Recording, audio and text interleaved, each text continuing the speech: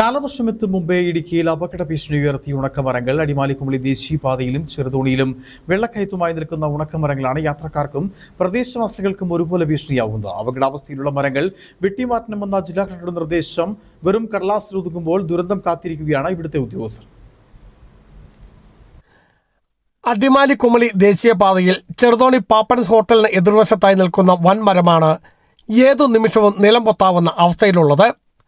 താഴെ നിരവധി വ്യാപാര സ്ഥാപനങ്ങളും വാഹനങ്ങളും പാർക്ക് ചെയ്യുന്നുണ്ട്.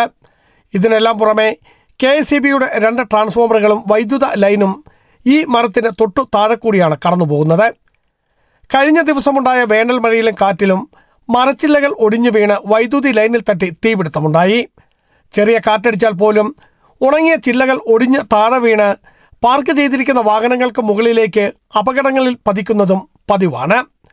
കാലവർഷം ഇങ്ങനെ എത്താൻ വേണ്ടി ദിവസങ്ങൾ കുറച്ചേ ഉള്ളൂ. ഏറ്റവും കൂടുതൽ ഉരുളുപൊട്ട് അതുപോലെ മരം വീണ് ആൾക്കാർ മരിക്കുക എന്നുള്ള സാഹചര്യം ഏറ്റവും കൂടുതൽ ഉണ്ടാകുന്ന ഒരു ജില്ലയാണ് ഇടുക്കി.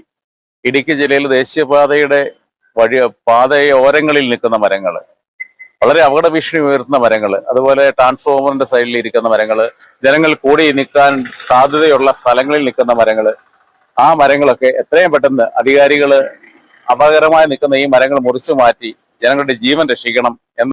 സമാനമാണ് വെള്ളക്കയത്തെയും അവസ്ഥ. ഇവിടെ വീടിനോട് ചേർന്ന് നിൽക്കുന്ന ഉണക്കമരത്തിന് സമീപം വൈദ്യുതി ലൈൻ ഉൾപ്പെടെ കടന്നു പോകുന്നുണ്ട്. ഒടിഞ്ഞു വീഴുന്ന ചില്ലകൾ വീടിന്റെ മേൽക്കൂര തകർക്കുകയും ഓടുകൾ പൊട്ടുകയും ചെയ്തതായി വീട്ടുകാരും പറയുന്നു. ഉണങ്ങി നിൽക്കാൻ തുടങ്ങിയിട്ട് 2-3 വർഷമായതാണത്. പഞ്ചായത്തിൽ പരാതി കൊടുത്തു, ബോർഡുകാരോട് ടച്ച് പെട്ടുന്ന കാര്യം പറഞ്ഞു. പിന്നെ കളക്ടർ ഓർഡർ ഉള്ളതാണെന്ന് തോന്നുന്നത് മഴയ്ക്ക് മുമ്പ് അപകടകരമായി നിൽക്കുന്ന മരങ്ങളെല്ലാം വെട്ടണം എന്നുള്ളത്. അതൊന്നും ചെയ്യത്തില്ല. ഇനി എന്തെങ്കിലും വലിയ അപകടങ്ങൾ വന്നിട്ട് ചെയ്യുമെന്നാണ് തോന്നുന്നത്.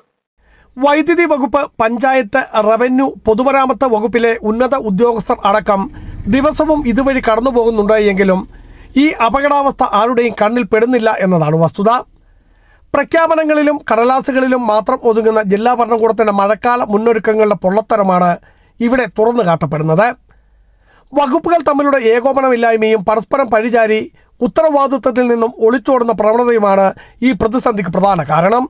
ബിജു വൈശൻ പറമ്പിൽ, ഇടുക്കി വിഷൻ ന്യൂസ്, ഇടുക്കി.